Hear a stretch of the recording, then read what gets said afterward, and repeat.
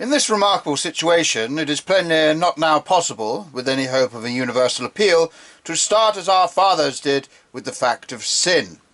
This very fact, which was to them, and is to me, as plain as a pikestaff, is the very fact that has been especially diluted or denied. But though moderns deny the existence of sin, I do not think that they have yet denied the existence of a lunatic asylum.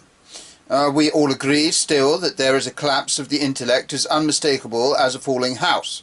Men deny hell, but not, as yet, Hanwell. For the purpose of our primary argument, one may very well stand where the other stood.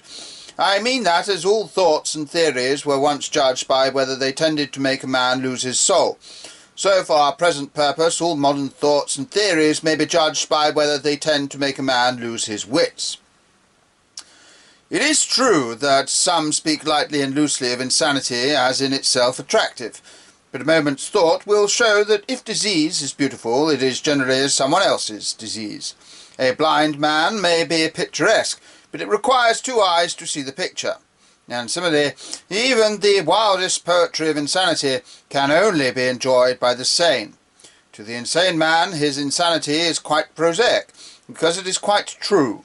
A man who thinks himself a chicken is to himself as ordinary as a chicken. A man who thinks he is a bit of glass is to himself as dull as a bit of glass.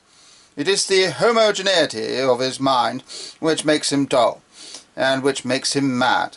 It is only because we see the irony of his idea that we think him even amusing.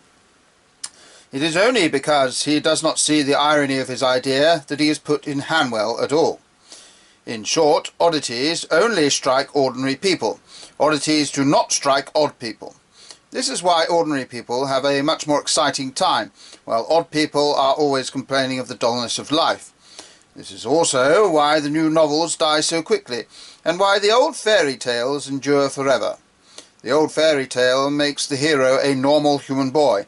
It is his adventures that are startling. They startle him because he is normal. In the modern psychological novel, the hero is abnormal. The centre is not central. Hence the fiercest adventures fail to affect him adequately, and the book is monotonous. You could make a story out of a hero among dragons, but not out of a dragon among dragons.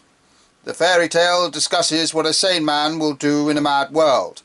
The sober, realistic novel of today discusses what an essential lunatic will do in a dull world.